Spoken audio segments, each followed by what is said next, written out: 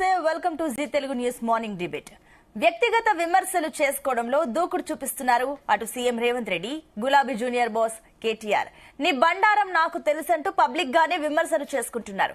కేటీఆర్ హీరోయిన్ల హిస్టరీ బయటకు వస్తుందని రేవంత్ అంటుంటే అటు రేవంత్ దూకే గోడల అడ్రస్ తనకు తెలుసంటూ కేటీఆర్ కౌంటర్ ఇస్తున్నారు. ఈ సెటైర్లు ఎందుకు పెరుగుతున్నాయి? ఇది ఎక్కడి దాకా పోయే ఛాన్స్ ఉంది? ఒకరు అసెంబ్లీ సాక్షిగా విమర్శలు చేస్తే మరొకరు మీడియా చిట్ చాట్ లో కౌంటర్ ఇస్తున్నారు. ఇదే అంశంపై ఇవాళ డిబేట్ లో డిస్కస్ చేద్దాం.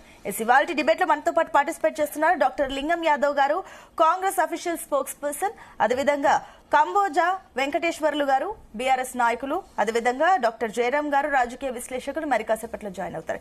అందరికి వెరీ గుడ్ మార్నింగ్ అండి. లింగం యాదవ్ గారు, ముందుగా మీతో స్టార్ట్ చేద్దాం. సో అసెంబ్లీ సెషన్ స్టార్ట్ అయినప్పటి నుంచి, తెలంగాణ అసెంబ్లీ సెషన్ స్టార్ట్ అయినప్పటి నుంచి ఫస్ట్ డే నుంచి చూస్తే ఇప్పటి వరకు చూసినా అసెంబ్లీ సెషన్స్ ఏవైనా చర్చలు, హుందాగా జరగాల్సిన సభలు ఈరోజు వ్యక్తిగత దూషణల వరకు వెళ్తున్నాయి. ఏంటి దీన్ని ఏ రకంగా ప్రజలు చూడాలి?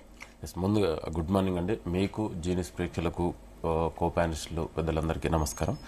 అదేవిధంగా దేశంలోనే మొదటిసారిగా చారిత్రాత్మకమైనటువంటి నిర్ణయం తీసుకొని ప్రత్యేకించి బీసీలకు విద్య, ఉద్యోగ, అదేవిధంగా స్థానిక సంస్థల్లో 42% రిజర్వేషన్కు నిన్ననే అసెంబ్లీ శాసనసభ చట్టంగా బిల్లుని ఆమోదించడం ద్వారా ఇవాళ తెలంగాణ ప్రజలకు కాంగ్రెస్ పార్టీ హామీ ఇచ్చింది మరొకదాన్ని నెరవేరుస్తున్నందుకు ఈ యొక్క ఘనతని ఆ శాసనసభ వేదికగా బిల్లును పాస్ చేసినందుకు గౌరవ ముఖ్యమంత్రి రేవంత్ రెడ్డి గారికి, అదేవిధంగా ఇతరుల మంత్రులకు, శాసనసభ్యులందరికీ కూడా ప్రత్యేకించి బీసీల తరపున మేము మరొకసారి ధన్యవాదాలు తెలియజేసుకుంటున్నామండి.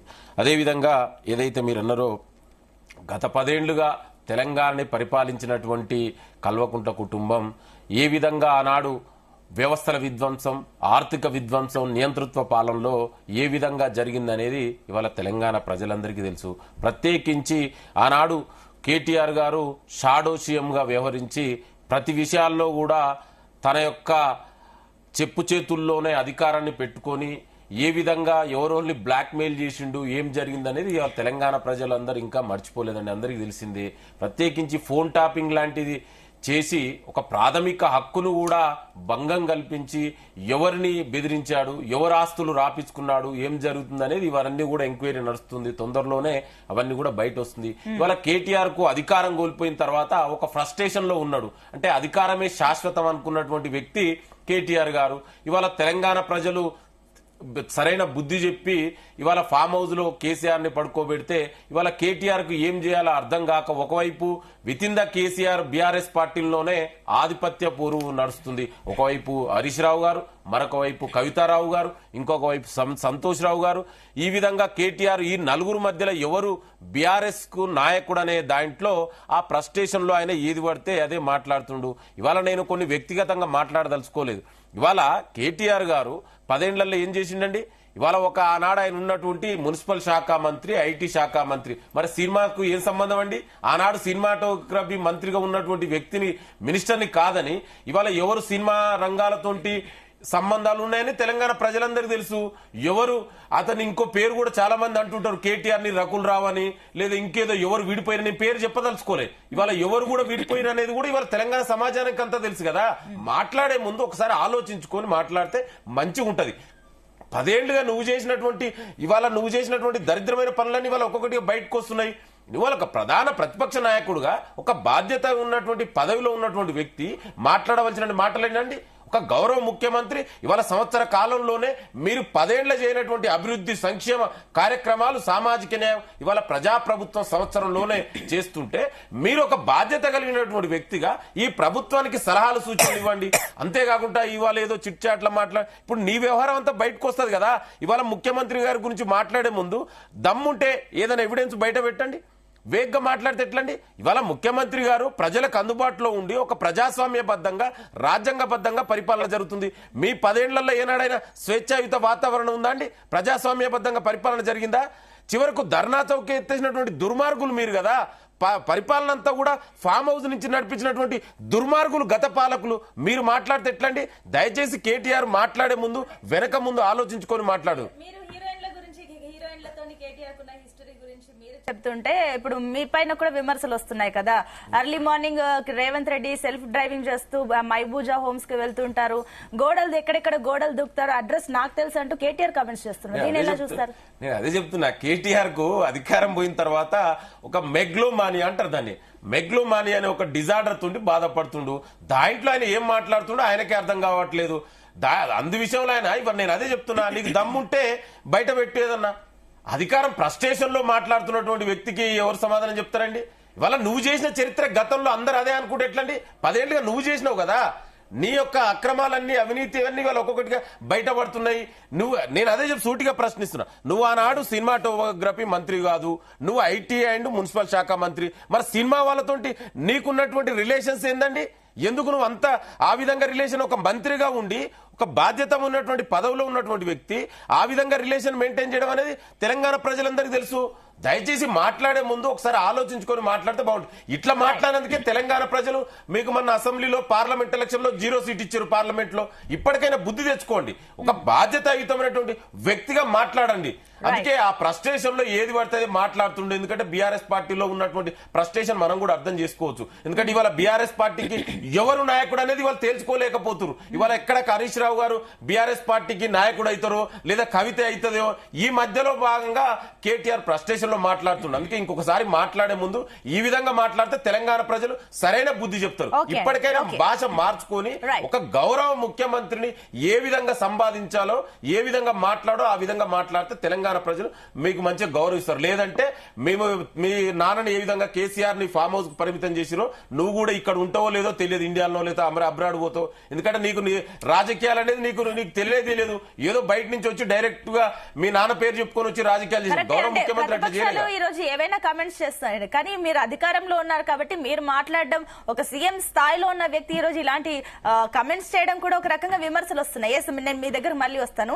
ఎస్, నెక్స్ట్ ఇక వెంకటేశ్వర్లు గారు, గుడ్ మార్నింగ్ అండి. ఎస్, వెంకటేశ్వర్లు గారు, ఏంటి అసలు ఇప్పుడు ఏదైతే వ్యక్తిగత దూషణల వరకు వెళ్తుంది, మీడియా పాయింట్ దగ్గర కేటీఆర్ కమెంట్స్ చూస్తుంటే కూడా రకరకాలుగా ఉన్నాయి. ఏంటి దీని గురించి ఏమంటారు?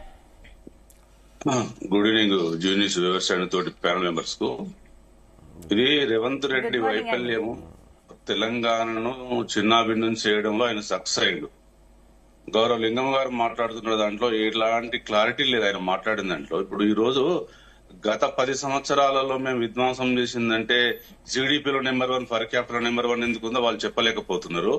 ఈ రోజు వాళ్ళ పరిపాలన సౌలభ్యం బాగలేక మొన్న స్టేషన్ గన్పూర్ లో 70,000 కోట్లు మేము ఆదాయం పెంచలేకపోయినాం అనేది గౌరవ రేవంత్ రెడ్డి గారే చెప్పిండ్రు. అంటే మీరు రేజింగ్ తెలంగాణ కాదు, ఫాలింగ్ తెలంగాణ అని మీరే చెప్తున్నారు. మీరు తీసుకొచ్చినటువంటి 20-30 అంశాలలో బీఆర్ఎస్ పార్టీ, కేటీఆర్ గారు, హరీష్ రావు గారు, కేసీఆర్ గారు నాలాంటి నాయకులు ఎక్కడెక్కడ ఎండగడితేనే కదా ఇలా మీరు విచ్ఛిన్నమైంది. మీరు తీసుకొచ్చినటువంటి ఏ సంక్షేమ పథకం కూడా ప్రజలకు అందుబాటులో లేకుండా పోయింది కదా. ఏం చెప్తున్నారు ఇలా లింగం గౌడ్ గారు? బీసీ కులగణన గురించి అని బీసీలో కాంగ్రెస్ పార్టీ న్యాయం చేసిందా? కామారెడ్డి డిక్లరేషన్ ఇంప్లిమెంట్ చేసిందా? ఎక్కడ చేసిందండి? మీరు నిన్న అన్ని పార్టీలు ఏకాభిప్రాయంతో బిల్లు పాస్ చేశారు. ఆ బిల్లు గౌరవ మోడీ గారు 9th షెడ్యూల్ లో చేర్చాలి. ఆ దమ్ము రేవంత్ రెడ్డికి మీ లింగంకుందా? 9th షెడ్యూల్ లో చేరుస్తారా? బీసీలకు న్యాయం చేస్తారా? ఏం మాట్లాడతారండి? ఇలా 70,000 కోట్లు ఆదాయం తగ్గిపోయిందని బిల్లు ఆమోదించినవన్నా, బిల్లు ఆమోదించిన చేర్చేది బీజేపీ ఉంటది, చేస్తామని మన దగ్గర ఉండదు కదా. అది మా ప్రభుత్వం బాధ్యత, మేము చేశాము. మీరు లింగం గారు మీరు మాట్లాడడం నేను కాముకున్నా. మీరు మాట్లాడింది శుద్ధ తప్పు. 42% కేంద్ర ప్రభుత్వం ఇవ్వాలి, మీరు కాదు ఇచ్చేది. వాళ్ళని ఒప్పియండి ఫస్ట్. మీరు 9th షెడ్యూల్ అక్కడ చేర్చాలి. అది మీరు చేసే ప్రాసెస్ చేయండి. మా వాటాగా మేము అసెంబ్లీలో మా తరఫున మీకు న్యాయం చేయండి. మేము మీకు ఏకాభిప్రాయంతో సపోర్ట్ చేసినాం కదా బిల్లుకు. ఇక మీరు మాట్లాడేది. మీరు కామారెడ్డి డిక్లరేషన్ ఇవ్వాల్సినటువంటి 20,000 కోట్లు ఏమి ఇచ్చారండి? 20,000 కోట్లు ఇచ్చారా? 20,000 కోట్లు ఇచ్చారా? బీసీ సప్లం తీసుకొచ్చారా? జయశంకర్ భవనాలు కట్టారా? ఏంటండి టీడీఆర్ స్కామ్ గురించి మాట్లాడలేదండి.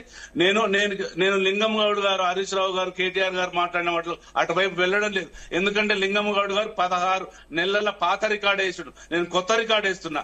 మీరు తీసుకొచ్చినటువంటి స్కీములు 420 స్కీములు, 6 గ్యారంటీలకు 43,000 కోట్లు, 6 గ్యారంటీలకు 67,000 కోట్లు అభివృద్ధికి సంక్షేమాలకు కేటాయించారు కదా. ఈ బడ్జెట్ లో పెట్టినటువంటి ఎన్ని కంప్లీట్ చేశారు? ఎన్ని డబ్బులు యూజ్ చేశారు. ఇప్పుడు టీడీఆర్ స్కామ్ రేవంత్ రెడ్డి గారు డైరెక్ట్ ఇండైరెక్ట్ ఇలా హైదరాబాద్ లో టీడీఆర్ స్కామ్ తీసుకొచ్చిండు. దాని గురించి మాట్లాడు. ఇలా హెచ్సిలో హైదరాబాద్ సెంట్రల్ యూనివర్సిటీలో భూములు 400 ఎకరాల భూములు అమ్ముతా అని చెప్తున్నాడు. దాని గురించి మాట్లాడరు. అక్కడ పిల్లలు ధర్నా చేస్తే మాట్లాడు. ఇవాళ విదేశీ స్కాలర్షిప్ మీద 7,000 కోట్లు 7,000 మంది పిల్లలకి ఇవ్వాలి, 20,000 కోట్లు ఇవ్వాలి. దాని గురించి మాట్లాడు. 2,500 మహిళలకు ఇస్తున్నారు. దాని గురించి మాట్లాడరు. మీరు అట్టర్లీ ఫెయిల్ అయ్యారు. హైడ్రాలో ఫెయిల్ అయ్యారు, మూసిలో ఫెయిల్ అయ్యారు, బీసీ కులగరణ ఫెయిల్ అయ్యారు.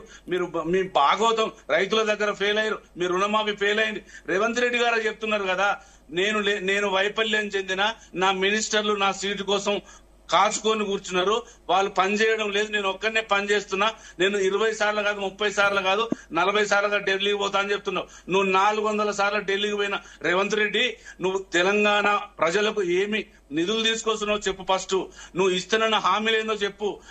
మొన్నటికి మొన్న ఐసిఐసిఐ బ్యాంకు 400 ఎకరాలు కుదోబెట్టి 10,000 కోట్లు తీసుకొచ్చారు. మీరు చేస్తున్నది ఏంటంటే ఇప్పటికీ 1,85,000 కోట్లు అప్పు చేసిర్రు. ఏ పొక్కలో పోసిరండి మీద సంక్షేమ పథకాలు. ఇవాళ బీహార్ తరహాలో తెలంగాణను చిన్న భిన్నం విధ్వంసం చేస్తున్నాడు రేవంత్ రెడ్డి. ఇది కాంగ్రెస్ పాలన కాదు. మంచిది. నువ్వు కూడా అట్నే మాట్లాడు. నీ భాష మార్చుకో ఫస్ట్. మాట్లాడుతున్నావు. ఓకే ఓకే అండి వెంకటేశ్వర్లు గారు. ఓకే అండి, మీడియా పాయింట్ దగ్గర కేటీఆర్ మాట్లాడిన కామెంట్స్ ఏమంటారు? పార్లమెంటరీ వార్డుకు తగ్గట్టుగా మాట్లాడిన, ఎక్కడ బూతులు మాట్లాడలేదు.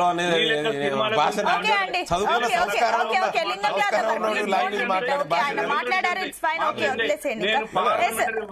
వెంకటేశ్వర్లు గారు, నీ రేవంత్ రెడ్డికి నిజాయితీ, నీకు నిజాయితీ ఉంటే నేను అడిగిన వాడికి సమాధానం చెప్పాను.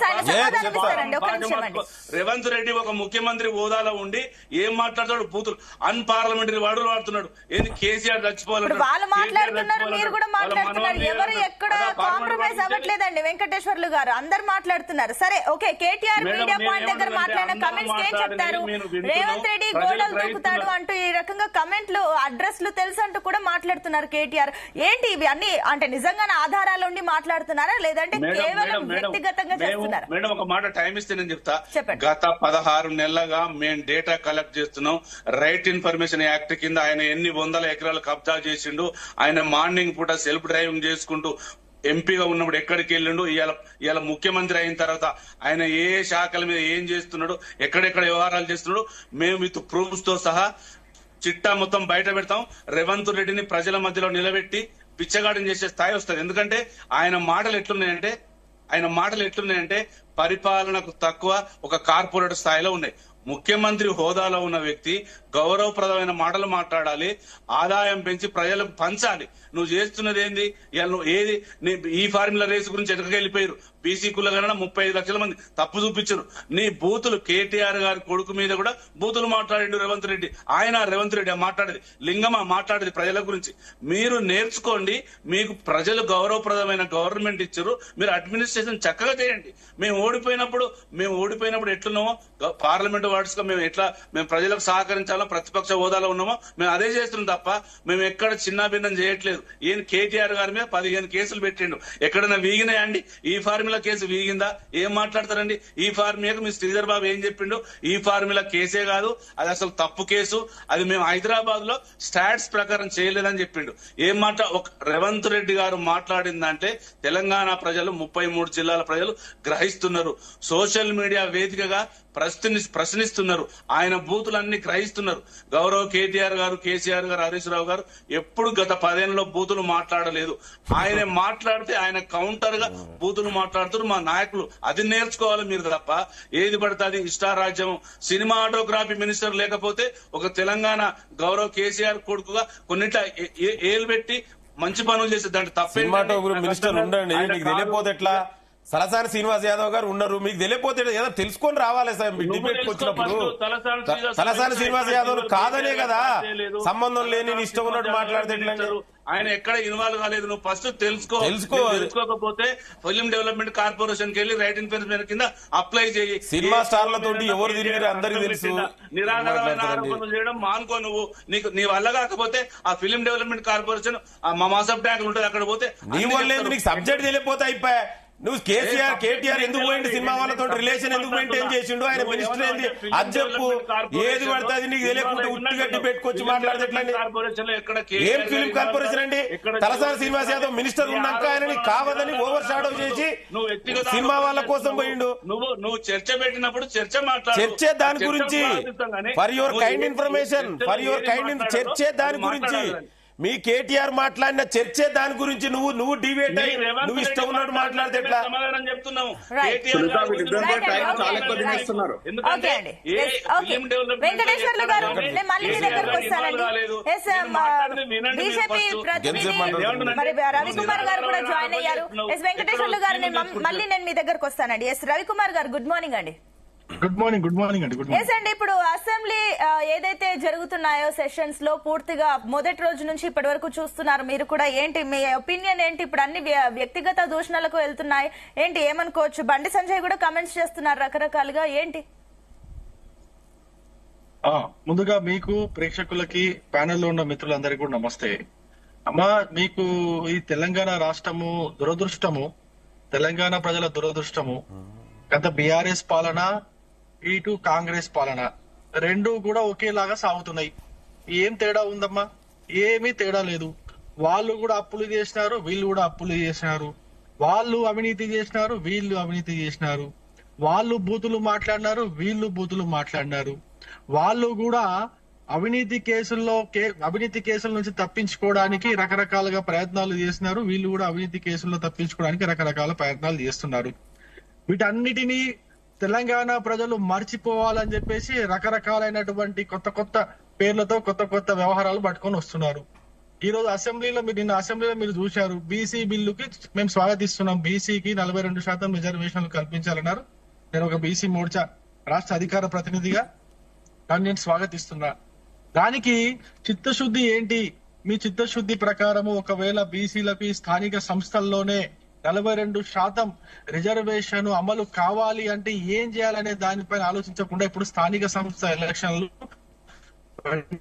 నిర్వహించాల్సిన సర్పంచులు ఆల్రెడీ ఇప్పటికే గ్రామ పరిపాలనాధికారుల పాలన మొత్తం గ్రామ పరిపాలనాధికారుల పేర్లు దాని ఆఫీసర్ల పేర్లు వెళ్ళిపోయినాయి. సర్పంచ్లకు ఎటువంటి అధికారం లేదు. ఎంపీటీసీలు జడ్పీటీసీలు అందరూ కూడా మాజీలు అయిపోయినారు. ఇంకో 2 రోజులు అయితే కార్పొరేషన్ చైర్మన్లు కార్పొరేటర్లు కూడా అందరూ కూడా కౌన్సిల్ అందరూ కూడా మాజీలు అయిపోతారు. అసలు తెలంగాణలో పాలన సాగుతుందా?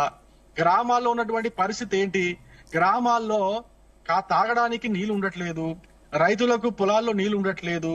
రైతులు ఏదైనా కష్టం చెప్పుకుందామని ప్రభుత్వ అధికారుల దగ్గరికి, గ్రామాల్లో అవైలబుల్ ఉండేటువంటి ఏఓల దగ్గరికి, ఈఓల దగ్గరికి, లేకపోతే ఆ స్థానికంగా ఉన్నటువంటి ఎంపీటీసీలు జడ్పీటీసీలు ఎమ్మెల్యే దగ్గరికి పోలేనటువంటి పరిస్థితి. అసలు పాలన సాగుతుందా అనే డౌట్. పంట పొలాలు ఎండిపోతున్నాయి, ఇల్లు కూలిపోతున్నాయి. ఇంత జరుగుతుంటే ఈ మూడంచెల వ్యవస్థలో అసలు ఏం చేయాలనేది కొంచెం కూడా డిస్కషన్ లేకుండా పోతుంది. అసెంబ్లీలో ఉన్న వాళ్ళందరూ గుర్తుపెట్టుకోండి, ప్యానెల్లో ఉన్న మిత్రులందరికీ కూడా ఏం చెప్తున్నా, అసెంబ్లీలో ఉన్న వాళ్ళందరూ కూడా ఎమ్మెల్యేలుగా ఎన్నికయి అసెంబ్లీకి పోయిన వాళ్ళు ఉన్నారు. వీళ్ళు స్థానిక సంస్థల గురించి వీళ్ళకి పట్టింపు ఉండదు. ఈ మూడంచెల వ్యవస్థలో ఈ యొక్క గ్రామ స్థాయిలో పరిపాలన ఏదైతే జరుగుతుందో, మండల స్థాయిలో అయితే పరిపాలన జరగాలనో వాటి గురించి ఎమ్మెల్యేలు ఎవరు పట్టించుకోరు. మనం పట్టించుకోవాలా, మనం మాట్లాడాలా. మనం మాట్లాడితేనే గ్రామాల్లో ఈ యొక్క పేదలు ఏ విధంగా అయితే ఇబ్బందులు పడుతున్నారు, రైతులు ఏ విధంగా అయితే ఇబ్బందులు పడుతున్నారు, విద్యార్థులు ఏ విధంగా అయితే ఇబ్బందులు పడుతున్నారో అవన్నీ కూడా వీళ్ళకి తెలుస్తాయి. లేకపోతే తెలియవు. అర్థం చేసుకోండి. ఈ స్థానిక సంస్థ ఎలక్షన్లు వెంటనే జరపాలా. దాన్ని ఏ విధంగా జరపాలనే దాని గురించి కొంచెం ఆలోచించండి. నేను ఒకటే చెప్తున్నా, ఈ ఎమ్మెల్యేలు, కాంగ్రెస్ ఎమ్మెల్యేలు కావచ్చు, బీఆర్ఎస్ ఎమ్మెల్యేలు కావచ్చు, వీళ్ళంతా కూడా మభ్యపెట్టే పరిస్థితి. వీళ్ళిద్దరు కలిపి ఏం చేస్తారు? నాటకాలు చేస్తున్నారు. తెలంగాణలో పాలన సాగట్లేదు, మభ్యపెట్టేస్తున్నారండి. కేటీఆర్ కూడా ఏం మాట్లాడుతున్నారు? కేటీఆర్ పాలన పైన ఏ విధంగా అయితే కాంగ్రెస్ వెనకబాటు దాని గురించి మాట్లాడాలి. గోడలు దూకేది అవన్నీ ఎందుకండి? ఈ తెలంగాణలో తిట్ల పురాణాలు స్టార్ట్ చేసింది మీ నాన్న కాదా? మీ కేసీఆర్ గారు కాదా? బూతుల బాపు గారు కాదా? ఆయన కదా స్టార్ట్ చేసింది. దాన్ని వారసత్వంగా తీసుకొని, ఆ బూతు పురాణాన్ని, బూతు మాటల్ని వారసత్వంగా తీసుకొని సక్సెస్ఫుల్ గా కొనసాగిస్తున్నటువంటి ముఖ్యమంత్రి రేవంత్ రెడ్డి గారు కాదా? అసెంబ్లీలో కూడా స్టార్ట్ చేసింది కదా, అసెంబ్లీలో కూడా బూతులు మాట్లాడడం స్టార్ట్ చేసింది కదా. అంటే ప్రజలు మీ బూతులు వినుకుంటా కడుపు నింపుకోవాలా? ప్రజలు మీరు మభ్యపెట్టే మాటలు చెప్పుకుంటే కడుపు నింపుకోవాలా? ప్రజలు మీరు చేసేటువంటి ఈ నాటకాలు, అసెంబ్లీలో మీరు వేస్తున్నటువంటి వేషాలు చూసుకుంటూ కడుపు నింపుకోవాలా? గ్రామాల్లో తిరగండి అంటే గ్రామాల్లో తిరగరు. గ్రామాల్లో ఎటువంటి పరిస్థితులు ఉన్నాయి వాటిని కొంచెం పరిశీలించరు. వాటికి సమాధానాలు చెప్పండి చెప్పరు. వాటికి పరిష్కారాలు ఇవ్వండి అంటే ఇవ్వరు. ఏమీ మాట్లాడరు. కేవలం ఒకటే చెప్తాడు ముఖ్యమంత్రి, బూతులు మాట్లాడుకుంటా, అది కూడా బూతులు మాట్లాడుకుంటా 21,000 కోట్ల రూపాయలు మేము రైతు రుణమాఫీ చేసినామంటాడు, రైతు భరోసా చేసినామంటాడు, కూలీలకు కూడా రైతు భరోసా చేసినామంటాడు. ఎక్కడన్నా సరిగా ఇంప్లిమెంట్ అయ్యిందా అనేది నేను ఇప్పటికీ కూడా వీళ్ళని ప్రశ్నిస్తున్నా. ఎందుకు మభ్య పెడుతున్నారు? బీసీ బిల్లు చర్చకు వచ్చింది. తెలంగాణ రాష్ట్రం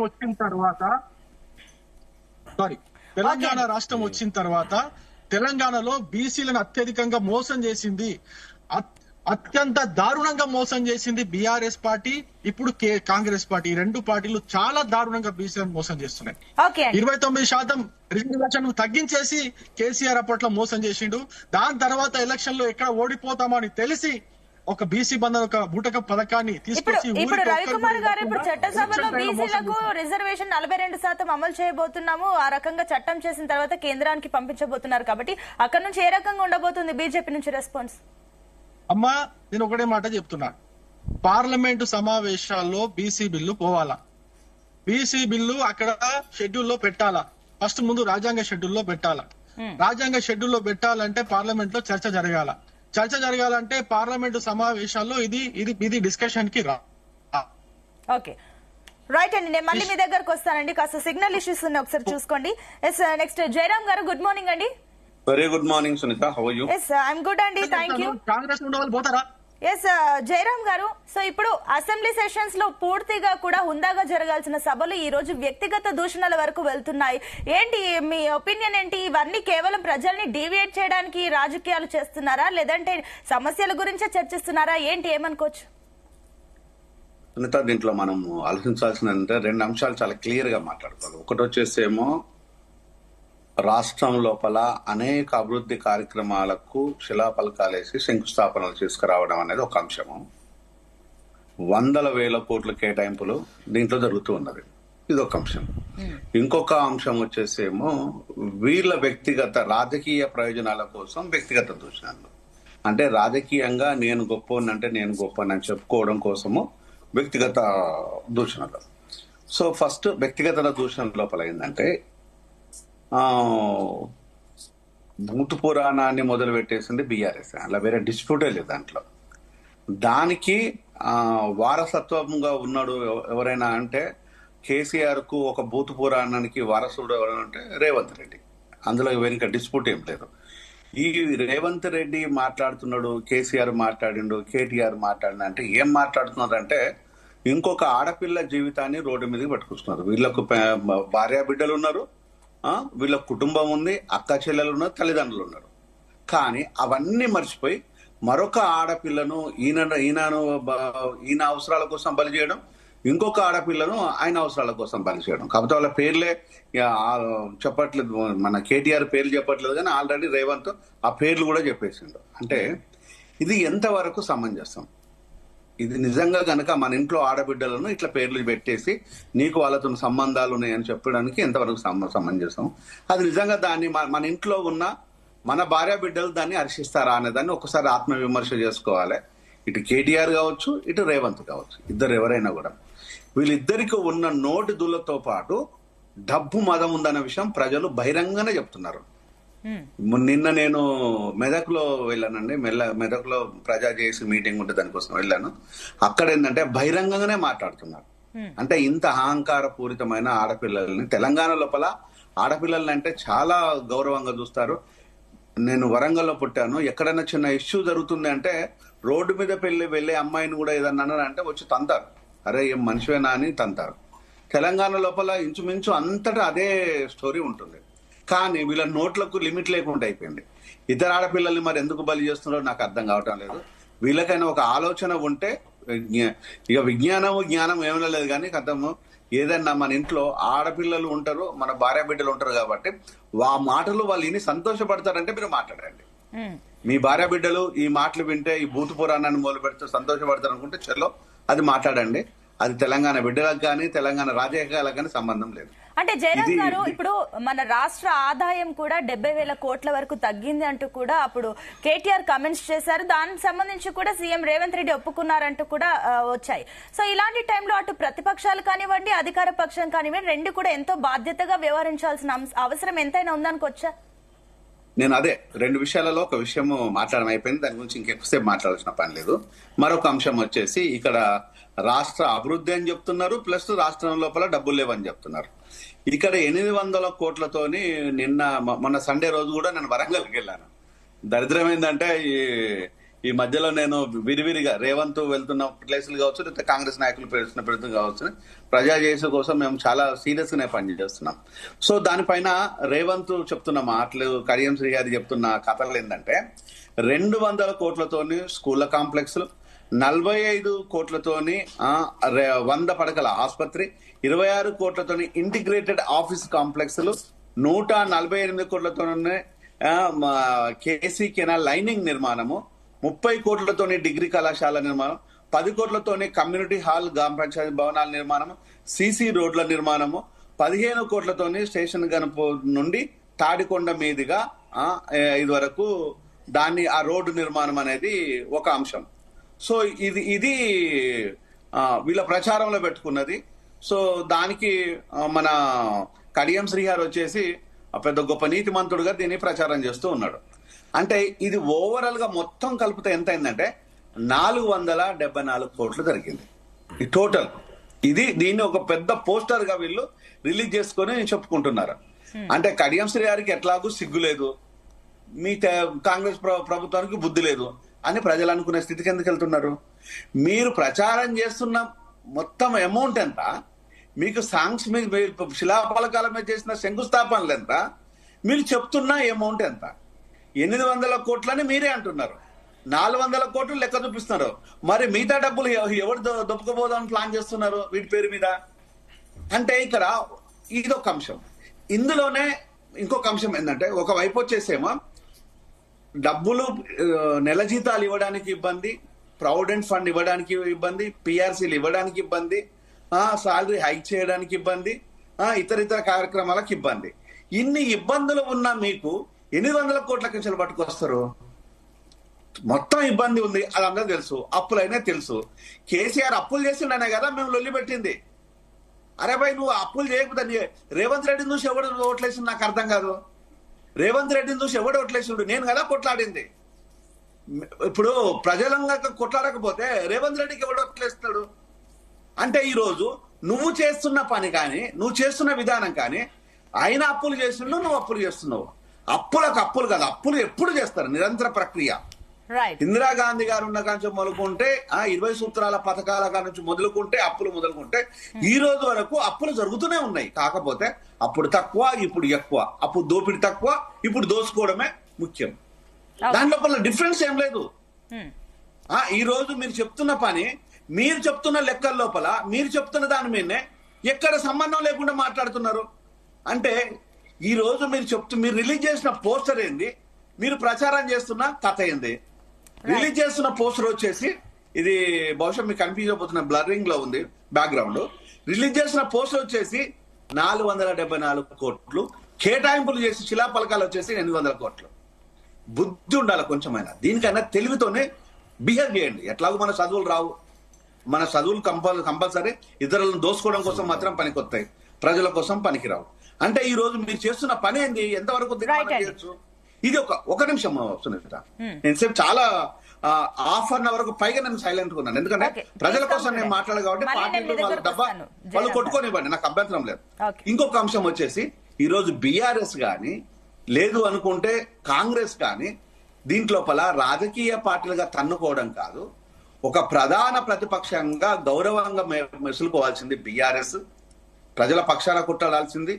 ఈ రోజు ప్రజలు మీకు అధికారాన్ని ఇచ్చింది కాబట్టి అహంకారం లేకుండా ప్రజలతోని మమేకమై ఉండాల్సింది కాంగ్రెస్ ప్రభుత్వ పరంగా. కానీ ప్రభుత్వంలో అధినేతగా రేవంత్ రెడ్డి బిహేవ్ చేయటం లేదు. ఇంకా నేను పిసిసి ప్రెసిడెంట్ గా బిహేవ్ చేస్తున్నాడు. దీనికి సిగ్గుపడాలి. నువ్వు పిసిసి ప్రెసిడెంట్ గా ఉండాలనుకుంటే ఎవ్వరికి ఎలాంటి అభ్యంతరం లేదు. చలో కోమటిరెడ్డి వెంకటరెడ్డినో లేకపోతే ఇంకా బట్టి విక్రమార్క, పొంగులేటి శ్రీనివాస్ రెడ్డి చాలా మంది ఉన్నారు. నిన్న కొత్త వాళ్ళు వీళ్ళు వచ్చిన కొత్త వాళ్ళు కూడా ఉన్నారు సీఎం పదవి కోసం. మన కాంగ్రెస్ లోపల అందరు సీఎంలే, ఎవరినో వాళ్ళని సీఎం చేసేసి నువ్వు వచ్చిదే బూత్ పురాణం పెట్టు, పార్టీకైనా ప్రయోజనాలు ఉంటాయేమో. ఎట్లాగూ జనాలకు నువ్వు ప్రభుత్వంలో ఉండే ముఖ్యమంత్రిగా జనాలకు ప్రయోజనం లేదు, నీకు నీ కుటుంబానికి, ఇంకా చెప్పాలంటే నీ కులానికి తప్ప ఎవరికి ప్రయోజనం ఏం లేదు. నీ కులంలో కొంతమందికి, అందరికి కూడా కాదు వాళ్ళకు. ఈ రోజు సిగ్గు లేకుండా, సిగ్గు పడకుండా ఇద్దరు నాయకులు తన్నుకుంటున్నారంటే దీనికి ప్రజలు ఏమనుకుంటున్నారో ఒకసారి ప్రజలలో ఉండి మాట్లాడారు. మీకున్న తెలివి తక్కువతనాన్ని ఒక ఆడపిల్లలను బలి తీసుకునే ప్రోగ్రాం చేస్తుంటే మీరు ఈ రోజు ప్రజలతోని మీరు నిజంగా రాజకీయ నాయకులకు పనికిరారు. ఈ రోజు అసమర్థులు అనే స్థితిలో ప్రజలు బహిరంగంగా చెప్తున్నారు. అది నేను వింటున్నాను, నేను మీ ముందుకు తీసుకొచ్చి చెప్తున్నాను.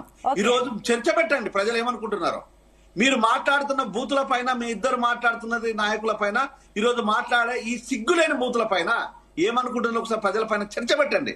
అప్పుడు దీనిపైన మీరు తీసుకెళ్ళండి, మీ కుటుంబాలు కూడా పెట్టండి, భార్య బిడ్డ కూడా దీంట్లో ఇన్వాల్వ్ చేయండి. ఓకే అండి, జయరాం గారు నేను మళ్ళీ మీ దగ్గరకు వస్తాను. ఎస్ లింగం యాదవ్ గారు, సో జయరాం గారు చెప్పిన అంశాలు కూడా మీరు వినడం అయితే జరిగింది. ఏంటి ఇప్పుడు నిజంగానే ఈ రకంగా వ్యక్తిగత విమర్శలు చేసుకుంటూ ఉంటే కాంగ్రెస్ పరువు పోతుందా? పరస్పరం విమర్శలు చేసుకుంటే, జీవితాల గురించి బయట పెట్టుకుంటే ఈ రోజు నేతలు ప్రజల ముందు చులకనయ్యే ఛాన్సెస్ ఉన్నాయి కదా, ఏమంటారు దీనికి? అదే పని ముందుగానే అసలు తెలంగాణలోనే బూతు భాషనే అధికారిక భాషగా, అంటే రాజకీయ నాయకులు, ముఖ్యమంత్రి, ప్రజాప్రతినిధి హోదాలో మాట్లాడే భాష అంటే బూతు భాష అనే దాన్ని తీర్చిదిద్దిందే కేసీఆర్. వాళ్ళ కేసీఆర్ బీఆర్ఎస్ పార్టీ నాయకులు కదా, 10 ఏళ్లలో ఏ విధంగా మాట్లాడింది, ఎట్లా మాట్లాడింది అనేది ఇవాళ వాళ్ళు కొత్తగా మాట్లాడితే ఎట్లండి. ఇవాళ గౌరవ ముఖ్యమంత్రి రేవంత్ రెడ్డి గారు గతంలో ఇట్లా మాట్లాడారు అని, ఇవాళ మీరు ప్రజాస్వామ్యంలో ప్రతిపక్ష పార్టీగా ఒక బాధ్యతాయుతమైనటువంటి బాధ్యత నిర్వర్తించకుండా ముఖ్యమంత్రి మీద మాట్లాడేటువంటి భాష ఎవరిదండి? ఎవరు దీన్ని స్టార్ట్ చేశారు? సరే అంటే ఓకే, కేసీఆర్ వాళ్ళు స్టార్ట్ చేశారు. ఓకే, మరి మీరేం చేస్తున్నారు? నిజంగా రేవంత్ రెడ్డి మాటల్ని మీరు సమర్థిస్తున్నారా? రేవంత్ రెడ్డి గారు ఎక్కడ ఏం అనలేదండి, ఈ విధంగా మాట్లాడారు అన్నారు. ఇవాళ మేము అదే చెప్తున్నాం, ప్రతిపక్షంగా ఉండాలంటున్నాం, మీరు సలహాలు సూచనలు ఇవ్వాలంటున్నాం, మీకు అది చేత కాదు. ఎంతసేపు విమర్శలు మాట్లాడి ఏది పడితే అది మాట్లాడితే ఏదో ప్రజలు మమ్మల్ని పట్టించుకుంటారు. మిమ్మల్ని ఆల్రెడీ మర్చిపోయారు, బీఆర్ఎస్ నాయకుల్ని తెలంగాణ ప్రజలు మర్చిపోయారు. మీరు చేసినటువంటి దరిద్రం 10 ఏళ్లు చేసినటువంటి ఇవాళ బయట పడుతున్నాయి కదా, వ్యవస్థలు విధ్వంసం చేసిరు. ఎక్కడైనా 10 ఏళ్ళు నిరంకుశత్వమే ఉంది కదా, ప్రజాస్వామ్యబద్ధంగా పరిపాలన జరగలే. మీరు ఎట్లా మాట్లాడతారండి? ఇవాళ మేము ఉండమంటున్నాం, మీరు రండి అసెంబ్లీకి రండి, సలహాలు సూచనలు ఇవ్వండి అంటున్నాం. మీకు అది చేత కాదు కదా. ఇవాళ ప్రతిపక్ష నాయకుడు అసెంబ్లీకి రాకుండా ఫామ్ హౌస్లు పడుకుంటే మరి ఇదా ప్రజాస్వామ్యం? ఇదేనా రేపు భవిష్యత్ తరాలకు మనం చెప్పేది? ప్రజాస్వామ్యం అంటే ప్రతిపక్ష నాయకుడు ఫామ్ హౌస్ లో పడుకోవాలి, ఇదేనా మనం చెప్పేది రేపు నేర్పేది? ఇది కాదు కదా. మీరు అసెంబ్లీకి రండి అంటున్నాం, సలహాలు సూచనలు ఇవ్వండి అంటున్నాం, ఇంకా ఏ విధంగా చేయాలో చెప్పండి అంటున్నాం. అంతే తప్ప ఎంతసేపు బట్టగాల్చి మీదేసి ఇష్టం ఉన్నట్టు మాట్లాడితే ఎవరు భరిస్తారండి? ఇవాళ ఒక ముఖ్యమంత్రి గారిని ఫ్యామిలీ గురించి ఎట్లా మాట్లాడి డెఫినెట్ కూడా మేము కూడా మాట్లాడతామే. మేము అంటే మీరు ఇష్టం ఉన్నట్టు మాట్లాడవచ్చు, ఏది పడుతుంది బట్టగలిచి మీదే వచ్చు, అది కాదు కదా కావాల్సింది. కానీ ఇక్కడ సీఎం రేవంత్ రెడ్డి సీఎం, ఆయన మాట్లాడే మాటలు చాలా ఇంపాక్ట్. నేను అదే చెప్తున్నాండి, సీఎం గానే చెప్తున్నా, సీఎం గాని మీరు గౌరవించండి అంటున్నా. ఆ చైర్ ని గౌరవించండి. మీకు స్పీకర్ అంటే గౌరవం లేదు, సీఎం చైర్ అంటే గౌరవం లేదు. ఇప్పుడు కాంగ్రెస్ ప్రభుత్వానికి ప్రజల ప్రభుత్వాన్ని మీరు ఒక పేరు చెప్పుకుంటూ వస్తున్నారు, ఫైన్. మీకు మహిళల పైన ఎంతో గౌరవం ఉంది కాబట్టి మహిళలకు సంబంధించి కొన్ని పథకాలు కూడా ప్రవేశపెడుతున్నారు. అయితే ఈరోజు సీఎం స్థాయి వ్యక్తి ఈ రోజు ఒక హీరోయిన్ల పేర్లు కానివ్వండి, ఈ రోజు బహిరంగంగా ఒక మహిళ పేరు బయట పెట్టడం, ఒక సీఎంఏ బయట పెట్టడం, ఇది మహిళకి ఎంత మేర మీరు గౌరవం ఇచ్చినట్లు అవుతుంది చెప్పండి? మహిళల గురించి ఎవరేం చేసిర్రు, ఇవాళ మేము తీసుకొచ్చినటువంటి ఈ యొక్క పథకాలు మహిళని ఏ విధంగా ఆర్థికంగా స్వాలంబన, ఆర్థిక చేయితొస్తుందని ఇవాళ తెలంగాణ ప్రజలందరికీ తెలుసు. ఇవాళ ముఖ్యమంత్రి చెప్పడం కాదు, తెలంగాణ సమాజానికి అంతా తెలుసు. 10 ఏళ్లలో తెలంగాణ సమాజానికి అంతా తెలుసు. ఆయన ఏ మినిస్టర్ ఎవరిని కలిసిండు, ఎందుకు చేసిండు అనేది అందరికీ తెలుసు. ఇవాళ కొత్తగా ఏంది? లింగం ఒక్కటే మాట చెప్పు. ఇప్పుడు నువ్వు గాని నేను గాని ఉన్నాం, ప్యానల్లో ఉన్నాం, మన వెంకటేశ్వర్లు కావచ్చు, రవి కావచ్చు, అందరం ఉన్నాం. మనకు భార్య బిడ్డలు ఉన్నారు. ఇట్లా ఆడపిల్లలను తీసుకొచ్చి రోడ్ల మీద పెట్టడం మన ముఖ్యమంత్రికి ఇది ఎంతవరకు కరెక్ట్? దాన్ని మీరు ఆహ్వానిస్తున్నారంటే ఇక మీరు కూడా అదే ఏ స్థాయి లీడర్లు ఆ స్థాయిలో ఉండే గ్రామాలలో కూడా ఇట్లాంటి జరుగుతూనే ఉంటాయి. అవన్నీ పోస్టర్లు వేసి ప్రచారం చేయరాదండి. ఇది ఒక ప్రణాళిక పెట్టుకోవాలి, దానికి బడ్జెట్ కేటాయించండి. దానికి కొత్తగా ముఖ్యమంత్రి గారు ఎక్కడ చెప్పలేదన్నా, గతంలో ఇవాళ తెలంగాణ సమాజానికి తెలుసు. దీనికి ఒక బడ్జెట్ కేటాయించేసి బడ్జెట్ కేటాయించేసి బీఆర్ఎస్ నాయకులు, బీజేపీ నాయకులు, లేకపోతే పొలిటికల్ అనలిస్టులు, లేకపోతే ఇతర నాయకులు ఎవరెవరితో స్నేహ సంబంధాలు ఉన్నాయో ఒక పోస్టర్ రిలీజ్ చేయండి. సిగ్గుందా మాట చెప్పడానికి? ఓకే అండి, చెప్పండి. నేను అదే ఆ మాట చెప్పడానికి సిగ్గు అనేది ఉందా? కొత్తగా చెప్పడం లేదండి. ఇవాళ తెలంగాణ సమాజానికి అంతా తెలుసు. ఇవాళ మీ మీడియానే చాలా సార్లు బయట పెట్టింది ఫోటోలు అవన్నీ కూడా. నేను అదే విద్యులుగా ఇవాళ మళ్ళీ దాని గురించి పోదలుచుకోలే. ఇవాళ దీనికి కావాలని తీసుకొస్తుంది ఎవరు? కేటీఆర్ కదా. నీ అధికారం పోయిందని సిగ్గులేదు, రేవంత్ ఉపానా ఏం మాట్లాడుతుంది? సిగ్గు గురించి మాట్లాడితే గౌరవించినప్పుడు మాట్లాడన్నా ముఖ్యమంత్రిని. నేను నీ మీద నాకు చాలా గౌరవం ఉంది, నేను గౌరవించిన. మనం ఒక ముఖ్యమంత్రి చైర్ని గురించి మాట్లాడుతున్నావు. మాట్లాడతా నేను వ్యక్తిగతంగా మాకు గౌరవం ఉంది, ప్రజాస్వామ్యబద్ధంగా ఉంది, రాజ్యాంగాన్ని గౌరవించే వ్యక్తులు. మీరు ఇష్టం ఉన్నట్టు ముఖ్యమంత్రిని చేరి మాట్లాడితే ప్రజలను గుర్తిస్తలేరు. ఇక్కడ ప్రజల ప్రభుత్వం అనేది ప్రజల ప్రభుత్వం, ప్రజల కోసం నిరంతరం పనిచేస్తున్న ప్రభుత్వం మాది. 10 ఏళ్లలో ప్రజాస్వామ్యం ఎక్కడ పోయిందో మీకు తెలియదా? కనీసం మాట్లాడనిచ్చిరా? ధర్నా చౌక్ లో ఎత్తేసిరు కదా ఇందిరా పార్క్ లో, మీకు తెలియదా అన్న? ఏం మాట్లాడతారన్నా? ఇవాళ ప్రజాప్రభుత్వం వచ్చి చేస్తుంది. మేమే కదా లొల్లి చేసింది. అందరూ చేసినా మేము అందరూ చేసిరు. ఒక్కరుగా తెలంగాణ సబండ వర్గాలందరూ కూడా కేసీఆర్ కు వ్యతిరేకంగా పోరాడు. రేవంత్ రెడ్డి వచ్చేసి అక్కడ అడ్డం పడుకున్నాడా? అక్కడ ఇందిరా పార్క్ తెలంగాణలో సబ్బండ వర్గాలు చేసింది. సబ్బండ వర్గాలు కేసీఆర్ కు వ్యతిరేకంగా, నియంతృత్వానికి వ్యతిరేకంగా అక్కడికి వస్తున్నా. ఇంకొకటి బీజేపీ నాయకులు మాట్లాడుతున్నారు అంటే ఎంత విచిత్రంగా మాట్లాడతారంటే, నేను బీజేపీ మిత్రులు కూడా అడుగుతున్నా. బహుశా అంటే ఆయన బీసీ ఓబీసీ సెల్ బీజేపీ అంట. మరి ఒకసారి దాన్ని కూడా మీ బీజేపీ స్టాండ్ అదేనా? ఇవాళ స్థానిక సంస్థలు పెట్టాలంటారు. మేమేమంటున్నాం? బీసీలుగా మెజార్టీ వర్గాలకు మాకు రిజర్వేషన్ వచ్చిన తర్వాతనే బీసీ సంఘాలు, మేధావులు, ప్రజాస్వామ్యవాదులు, అణగారిన వర్గాలందరూ కూడా బీసీలకు రిజర్వేషన్ ఇంప్లిమెంట్ చేయాలి, తర్వాతనే మాకు స్థానిక సంస్థలు పెట్టాలని ఒకవైపు ఇవాళ బీసీ మేధావులు అందరూ కూడా మాట్లాడుతుంటే, మరి బీజేపీ నాయకుడు ఇక్కడ స్థానిక సంస్థలు పెట్టాలి, బీసీ రిజర్వేషన్ వద్దండి. మరి బహుశా మీ స్టాండ్ అదేనా? మీ బీజేపీ రాష్ట్ర అధ్యక్షునితో ఆ మాటే చెప్పండి. మాకు బీసీలకు రిజర్వేషన్లు ఇప్పుడు వద్దు, ఇప్పుడు అవసరం లేవు, స్థానిక సంస్థల్లో ఎలక్షన్లే కావాలని చెప్పించే దమ్ము ఇక్కడ మాట్లాడడం కాదు, ఇక్కడేదో నువ్వు మాట్లాడి వెళ్ళిపోవడం కాదు. మీ నాయకుడితో కూడా చెప్పు. ఇవాళ మేము ఒక బిల్లు పాస్ చేసినాం, రేపు చట్టం చేస్తున్నాం, రేపు ఇవాళ కౌన్సిల్లో కూడా ఇవాళ బిల్లు పాస్ కాబోతుంది, నిన్న అసెంబ్లీలో పాస్ అయింది. మేము రేపు కేంద్ర ప్రభుత్వానికి పంపిస్తాం. బీజేపీ కూడా తన చిత్తశుద్ధిని నిరూపించుకొని బీసీలకు విద్య, ఉద్యోగ, స్థానిక సంస్థల్లో 42% రిజర్వేషన్కి మేము కట్టుబడి ఉన్నాం, మాకు చిత్తశుద్ధి ఉందని నిరూపించుకోవాల్సిన అవసరం, బాధ్యత బీజేపీకి ఉంది. మీరు ఆ బీజేపీ బీసీ నాయకులుగా మీరు బీజేపీ మీద ఒత్తిడి తెలిసి నరేంద్ర మోడీ మీద కొట్లాడి రేపు ఆ బిల్లు పార్లమెంట్ లో పాస్ చేపారు. అంతే తప్ప ఇష్టం ఉన్నట్టు మాట్లాడితే ఎట్లా? వెంకటేశ్వర్లు గారు చెప్పండి.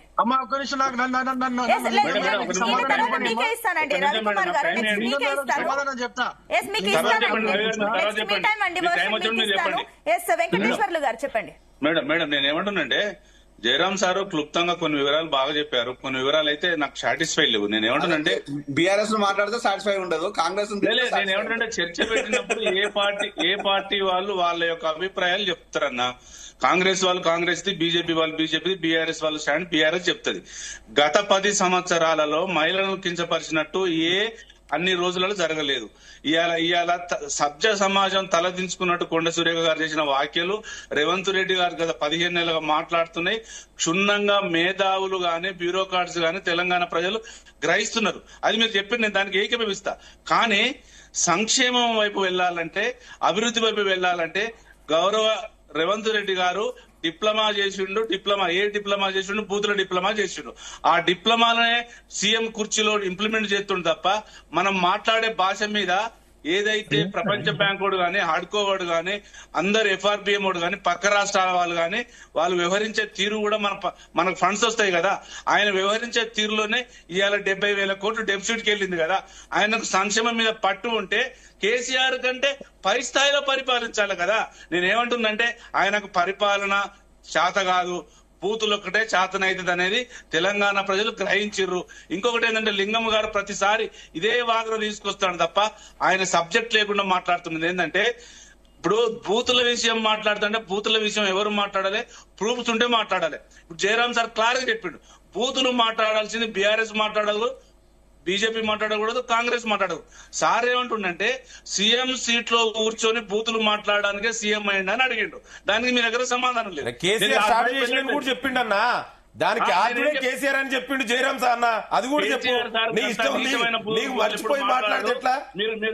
మీరు మర్చిపోయి మాట్లాడితే ఎట్లా? తెలంగాణలో బూత్ పురాణానికి ఆద్యుడు కేసీఆర్ అని నేను చెప్పడం కాదు, ఎవరైనా అదే చెప్తారు. నువ్వు 45 సంవత్సరాల రాజకీయ జీవితము ఆయన తెరిచిన పుస్తకం. నీ రేవంత్ రెడ్డి జీవిత చరిత్ర కూడా తెరిచిన పుస్తకం. ఎవరు ఎక్కడ బూతులు మాట్లాడింది గత 10 సంవత్సరాలు అందరు చూసిర్రు. మీరు చెప్తారా కేసీఆర్ కు? కేసీఆర్ స్థాయి గురించి మాట్లాడే స్థాయి రేవంత్ రెడ్డి. వెంకటేశ్వర్లు గారు, నేనేమంటున్నానంటే మీరు ఇచ్చిన సంక్షేమ పథకాలు,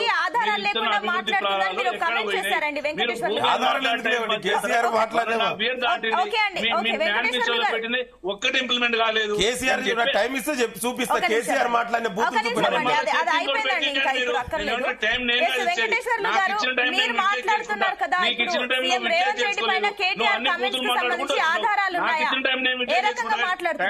అడగాల్సింది మీరు జీ న్యూస్ వాళ్ళని అడగాలి.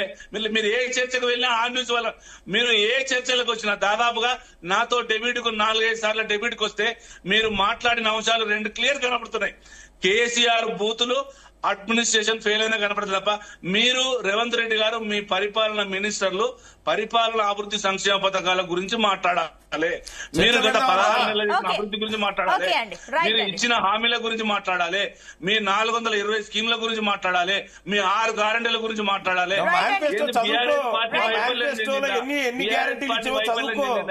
రాసిన వ్యక్తి నేనే చెప్తున్నా. మేనిఫెస్టోలు ఎన్ని ఇచ్చినో చదువుకో. గవర్నమెంట్ తల దించుకున్నది లగచర్లలో. నీ గవర్నమెంట్ తల దించుకొని హైడ్రా వెనుకకి వెళ్ళిపోయింది.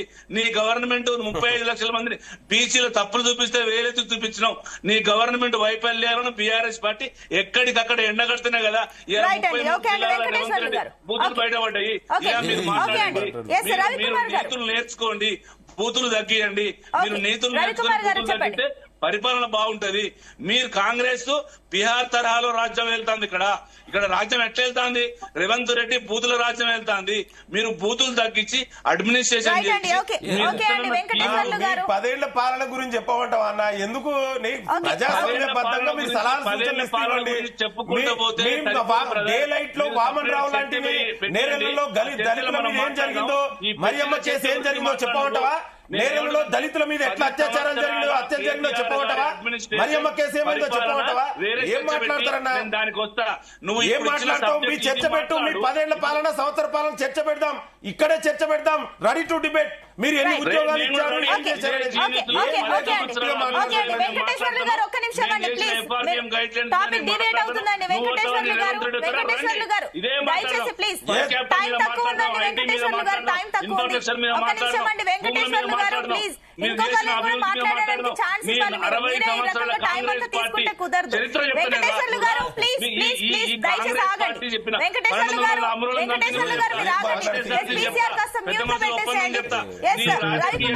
కాంగ్రెస్ మొత్తం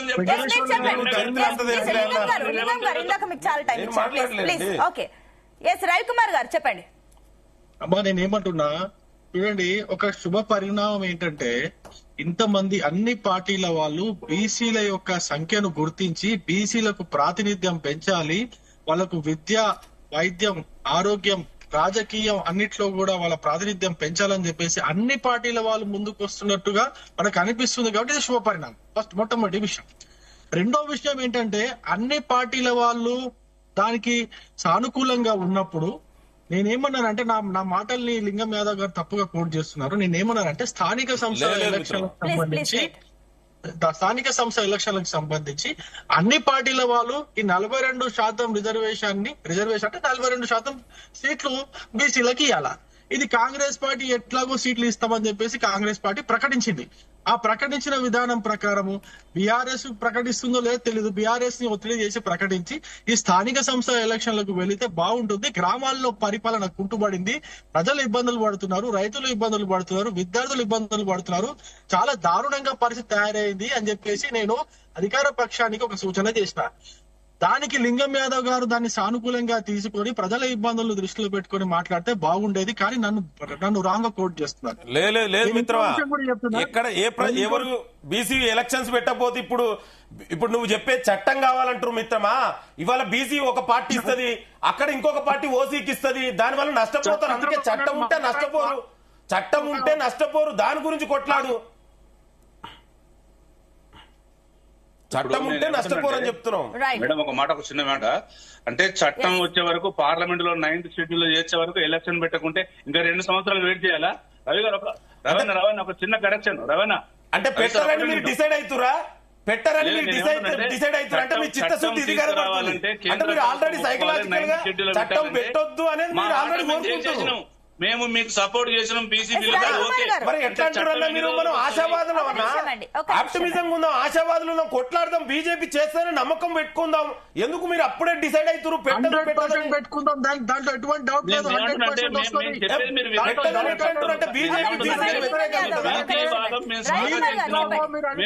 అసెంబ్లీలో బిల్లుకు సపోర్ట్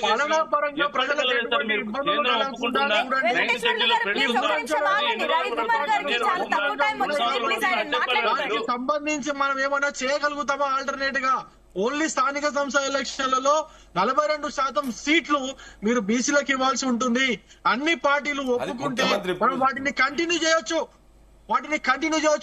ఉద్యోగాలు అంటారా? ఉద్యోగాల్లో ఇప్పటికే మీరు కొన్ని ఉద్యోగాలు వేసేసారు, దాంట్లో బీసీ రిజర్వేషన్ లేదు, 42% లేదు. కాబట్టి దాని గురించి మీకు మాట్లాడే అర్హత లేదు, దానికి హక్కు లేదు. చట్టం రావాలా మిత్రం? కూడా చెప్పినారు మందకృష్ణ మాదిగ చాలా స్పష్టంగా చెప్పినారు. ఎస్సీ వర్గీకరణ అయ్యేంతకు వీటన్నిటిని ఆపండి అని చెప్పి. రైట్ అండి రవికుమార్ గారు, కాస్త మీది సిగ్నల్ ఇష్యూ ఉంది, ప్లీజ్ ఒకసారి చెక్ చేసుకోండి. ఎస్ జయరామ్ గారు. సునీత గారు చెప్పండి. స్థానిక సంస్థల ఎలక్షన్లు మనం జరపగలిగితే ఇది మంచి శుభ పరిణామం అవుతుంది.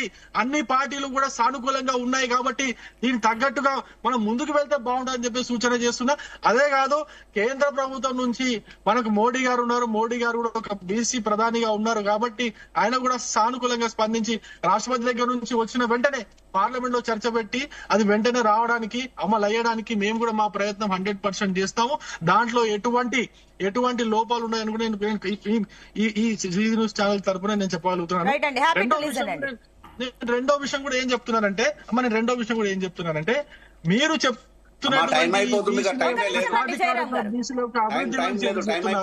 మీరు బడ్జెట్ వస్తుంది ఇప్పుడు.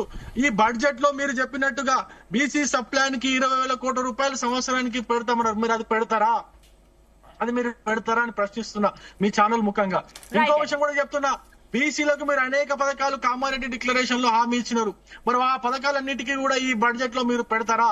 బడ్జెట్ కేటాయించరా? ఈ విషయాలపైన కూడా మీరు స్పష్టం చేయాలా. ఈ విషయాలపైన కూడా మీరు ఇది ఒకటమ్మా. దీంట్లో మనం చూడాల్సింది ఏంటంటే, రాజకీయ పార్టీలు రాజకీయాలు మాట్లాడుతుంటే సంతోషం, దాంట్లో వేరే ఇబ్బంది లేదు. కానీ బీసీల విషయానికి వచ్చినప్పుడు బీసీలకు డెఫినెట్ గా సముచిత స్థానాన్ని కల్పించాలి. రాజకీయమైన ఆ రిజర్వేషన్ ని, సెక్యూరిటీని క్రియేట్ చేయాల్సిన బాధ్యత ప్రభుత్వాల మీద ఉంది, పార్టీల మీద ఉంది. సో దీన్ని చట్టపరమైన నిర్ణయాలు తీసుకోవాలని డెఫినెట్ గా కోరుకోవాల్సిందే. బీసీలకు ఇప్పుడు జరుగుతున్న అన్యాయం కాదు, స్వతంత్రం వచ్చినప్పటి నుంచి జరుగుతున్న అన్యాయమే. అంబేద్కర్ గారు పొలిటికల్ రిజర్వేషన్ విషయం లోపల బీసీలు ఎందుకు పెట్టలేదంటే, ఇక్కడ రిజర్వేషన్స్ ఏ ఉండకూడదనే సంకల్పంతో 10 ఏళ్లలో ఇక్కడ ఎస్సీలను చేయండి, 10 ఏళ్ల తర్వాత ఈ రిజర్వేషన్ కొనసాగింపుగా ఉండకూడదు అనేది తన మూల సూత్రం. కానీ అందుకోసమే ఆ రోజు బీసీలను చేర్చలేదు అనేది నా అభిప్రాయం. కానీ ఈ రోజు 10 ఏళ్ళు కాస్త 70 ఏళ్ల నుంచి 78 ఏళ్ల వరకు అది కంటిన్యూషన్ ప్రోగ్రామ్ అయిపోయింది.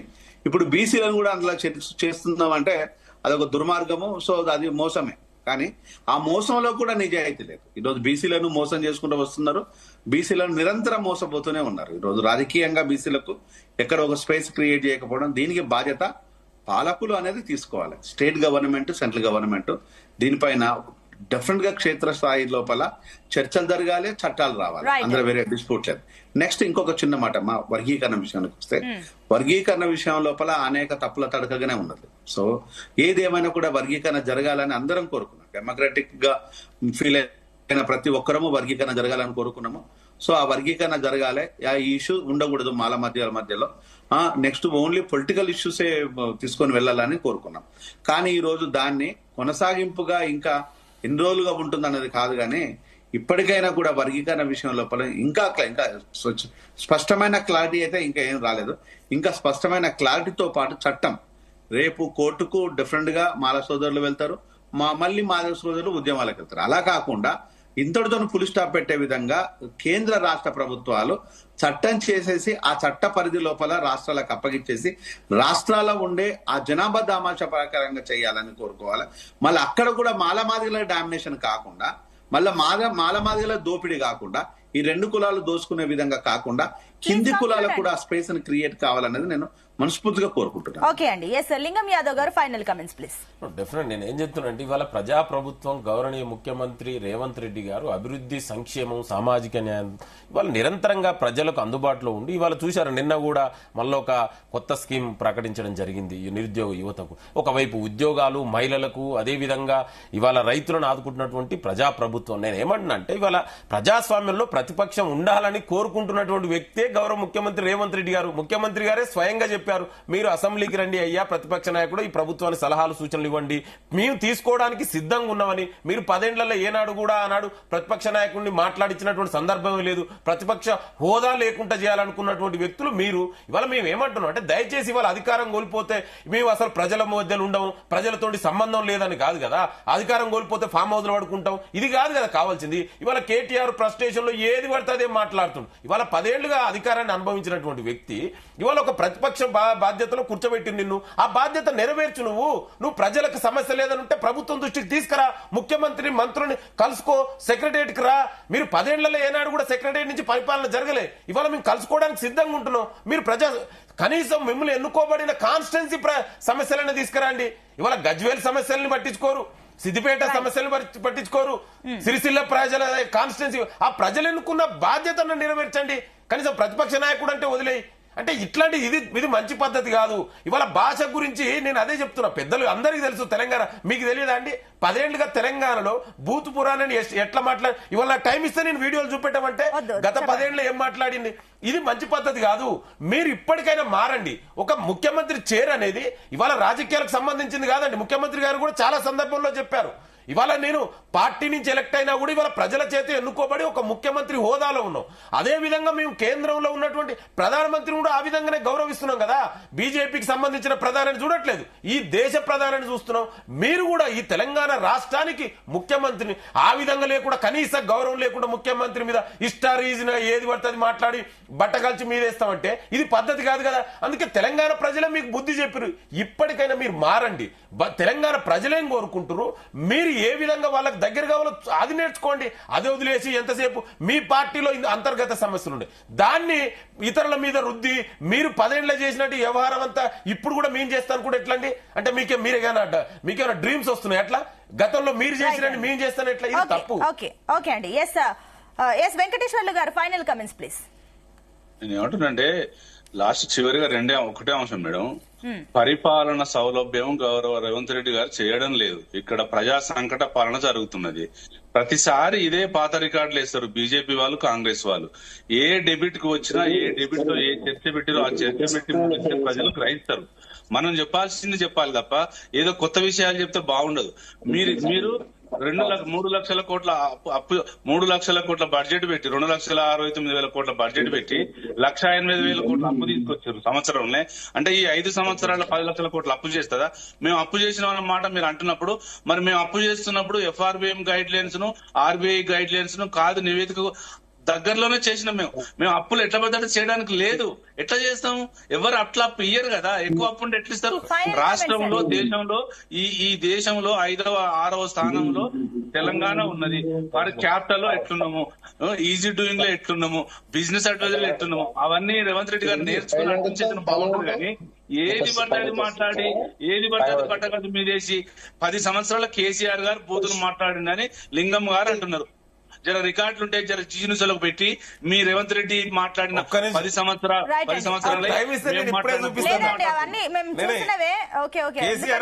చూపెట్టమంటే చూపిస్తారు.